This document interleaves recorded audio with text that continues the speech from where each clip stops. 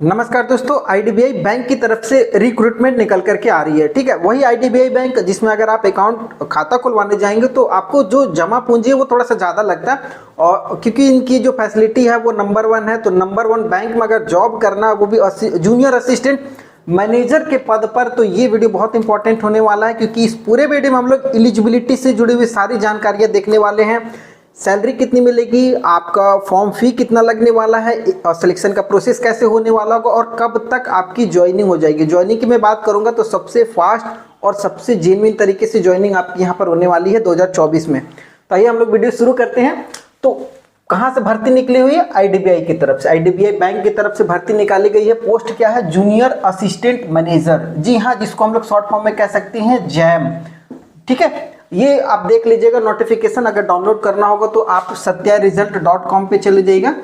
ठीक है, सत्या रिजल्ट नीचे भी आपको दिख रहा होगा, तो आप वहां पर चले जाइएगा और डाउनलोड कर सकते हैं नोटिफिकेशन, या फिर मेरे टेलीग्राम चैनल से भी आप जुड़ सकते हैं। नीचे डिस्क्रिप्शन में लिंक होगा, वहां पर आप जाएंगे तो आपको नोटिफिकेशन डाउनलोड मिल जाएगा। तो जूनियर असिस्टेंट मैनेजर के पद पर भर्ती निकाली गई है। फॉर्म आपको 12 फरवरी से ऑनलाइन हो चुका है, मतलब फॉर्म आप भर सकते हैं ऑनलाइन के माध्यम से। फॉर्म भरने के लिए satyaresult.com पे चले जाइएगा, नीचे डिस्क्रिप्शन में लिंक है। लास्ट डेट है 26 फरवरी। 26 फरवरी तक फॉर्म को भर लेना है। मतलब समय देखिए, मात्र 14 दिन का समय दिया जा रहा है। 14 डेज में आपको फॉर्म को भर लेना है। ठीक है, अब सबसे जो इंपॉर्टेंट क्या ना, वो एग्जाम देखिए आपका 17 मार्च को एग्जाम हो जाएगा। ठीक है, तो एग्जाम का भी डेट बता दिया गया, मतलब 26 फरवरी तक फॉर्म भर लीजिएगा, 17 मार्च को एग्जाम हो जाएगा। एग्जाम कैसे होगा, क्या प्रोसेस है, कौन कौन से सब्जेक्ट से सवाल आएगा, कितना नंबर का पेपर होगा, नेगेटिव मार्किंग है नहीं है, वो सब कुछ आगे इस वीडियो में पता चल जाएगा। सीट के बारे में बात करेंगे तो टोटल 500 सीट है ऑल इंडिया बेसिस पे। तो मेल और फीमेल सभी कोई आवेदन कर सकते हैं। लड़कियां भी ध्यान दीजिएगा, आप भी आवेदन कर सकती हैं। कैटेगरी वाइज बात करेंगे तो अगर आपके पास जिस भी आप स्टेट से या जिस रीजन से आवेदन कर रहे हैं वहां का आपके पास रेसिडेंशियल या कास्ट सर्टिफिकेट होना चाहिए। ठीक है, तो ये आपके लिए बेहतर रहेगा। अगर मैं सीट की बात करूंगा तो जनरल में 203 सीट है, एससी में 75 सीट है, एसटी में 37 है, ओबीसी में 135 सीट है और ईडब्ल्यूएस में 50 सीट है। ठीक है, जनरल 203 है। तो अगर आप मान लीजिए आपके पास कास्ट सर्टिफिकेट नहीं है तो आप जनरल में ही आवेदन करेंगे, तो 203 पद है, यहाँ पर आवेदन कर सकते हैं। ठीक है, अब एज लिमिट के बारे में बात करेंगे तो एज लिमिट आपको बताया गया है कि एज का जो कट ऑफ होगा वो 30 जनवरी 2024, मतलब इस महीने के लास्ट तारीख तक आपका एज कट ऑफ माना जाएगा। अब एज कब से कब तक का बीच में होना चाहिए, तो जनरल वाले, खास करके ईडब्ल्यूएस जनरल वाले सेम होते हैं, तो उनको 20 से 25 साल आपको एज मिलेगा। मतलब जिनकी उम्र 20 साल हो गई है 31 जनवरी को, अगर अभी भी नहीं हुई है और 30 जनवरी तक हो जा रही है 20 साल, तो आप इस फॉर्म को भर सकते हैं। और 25 साल से ज़्यादा नहीं होना चाहिए 30 जनवरी तक। ये आपको समझ में आ गया होगा। ओबीसी को 3 साल की छूट मिलती है, तो आप 20 से 28 साल तक फॉर्म भर सकते हैं। और एससी एसटी को 5 साल की छूट मिलती है, तो 20 से 30 साल तक अगर आपकी एज है 30 जनवरी तक, तो आप इस फॉर्म को भर सकते हैं। एज का ये सारा डाउट क्लियर हो गया होगा। आगे बात कर लेते हैं थोड़ा सा एजुकेशन की। एजुकेशन बहुत सिंपल बोला गया है कि अगर आप ग्रेजुएट हैं किसी भी सब्जेक्ट से, या फिर टेक्निकल हो नॉन टेक्निकल हो, वो सब कुछ चलेगा। चाहे बीटेक, बीएससी, बीकॉम, बीए वगैरह सब कुछ चलेगा। अगर आपके पास ग्रेजुएट है प्लस अगर आप कंप्यूटर का नॉलेज रखते हैं तो अति उत्तम है, प्लस लोकल लैंग्वेज भी अगर आपके पास जानकारी है तो वो और भी ज़्यादा आपको प्रेफरेंस मिल जाएगा। तो ये बेसिक एलिजिबिलिटी का क्राइटेरिया था, इतना समझ में आ गया होगा। और अगर अब आपको लग रहा है कि आप एलिजिबल हैं फॉर्म भरने के लिए, तो आप फॉर्म फी देख लीजिएगा, क्योंकि यहाँ पर बहुत लोग रुक जाते हैं, फॉर्म नहीं भरते हैं।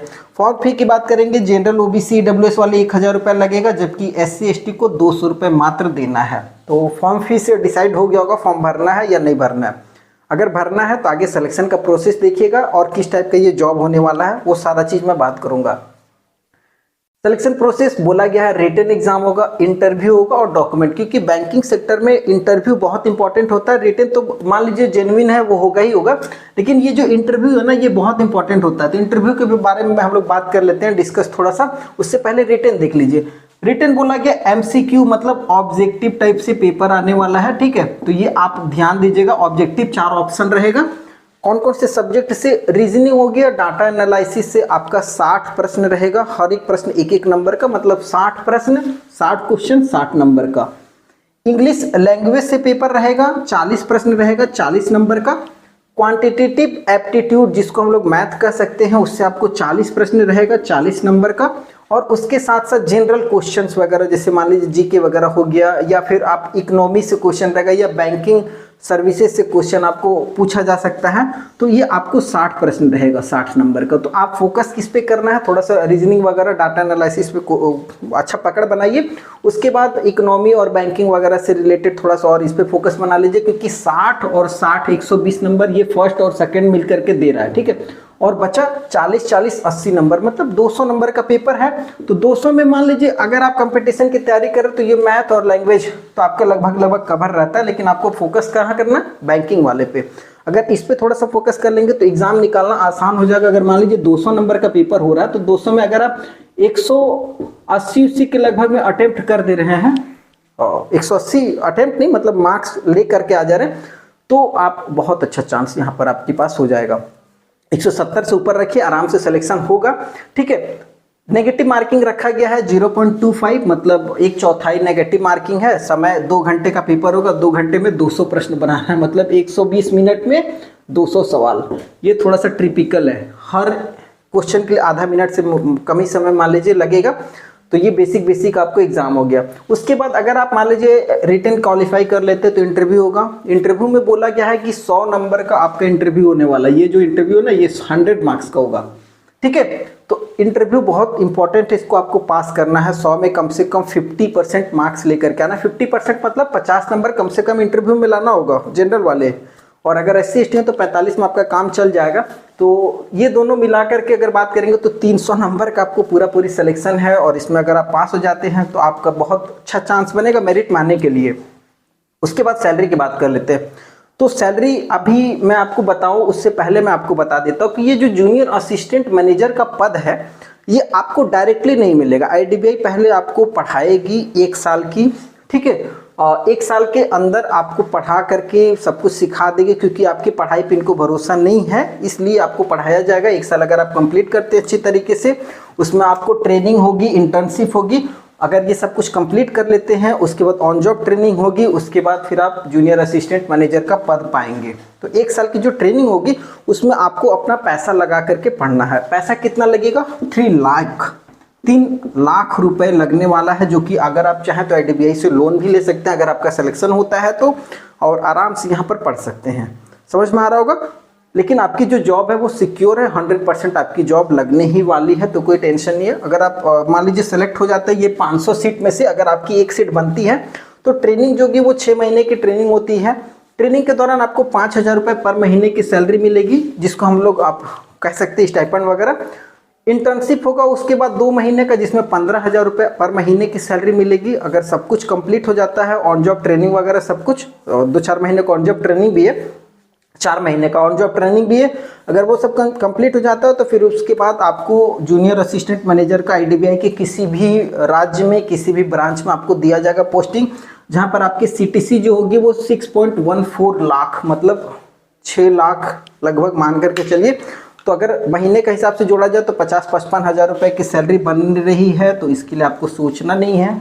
और अगर इतनी अच्छी सैलरी मिल रही है और IDBI में एक सिक्योर जॉब है, परमानेंट जॉब है ये, ठीक है, तो आप आराम से लाइफ सेट कर सकते हैं। जॉब टाइप में बता दिया मैंने, परमानेंट जॉब है जिसमें आपको पहले पढ़ाया जाएगा 1 साल। अगर आप सब कुछ सक्सेसफुल तरीके से कंप्लीट कर लेते हैं तो आप junior assistant manager IDBI bank में किसी भी ब्रांच में बनेंगे। उसके बाद इंटरव्यू मैंने आपको बता दिया, 100 में आप 100 नंबर का इंटरव्यू होगा, जिसमें आपको 50% मार्क्स लाना पड़ेगा। अगर इंटरव्यू क्वालिफाई करते हैं तो फिर आप 1 सीट रिजर्व करेंगे। उसके बाद पढ़ाई लिखाई चालू कीजिए फटाफट। इसी साल से पढ़ाई चालू हो जाएगी, हो सकता है अप्रैल से आपका पढ़ाई चालू होगा, क्योंकि 17 मार्च से एग्जाम है, तो 1 मार्च में ही रिजल्ट भी आ जाएगा और अप्रैल से आपका क्लास चालू हो जाएगा। तो आप पढ़ाई चालू कर लीजिएगा आराम से, ठीक है। इसके अलावा इसमें अगर कोई कन्फ्यूजन होगा तो आप हमें कमेंट कर सकते हैं, और मेरे टेलीग्राम चैनल से अगर नहीं जुड़े हुए तो वहाँ फटाफट जुड़ जाइए। और आप फॉर्म भरने के लिए satyaresult.com पे चले जाइएगा, नीचे डिस्क्रिप्शन में लिंक है, वहाँ से फटाफट फॉर्म भर लीजिए। एडमिट कार्ड भी आपको वहाँ पर मिलते जाएगा, जैसे आएगा उसको आपको जानकारी मेरे टेलीग्राम चैनल पे मिल ही जाएगा। वीडियो पसंद आए तो चैनल को सब्सक्राइब कर लीजिएगा। फिर नए वीडियो मिलेंगे, तब तक के लिए जय हिंद।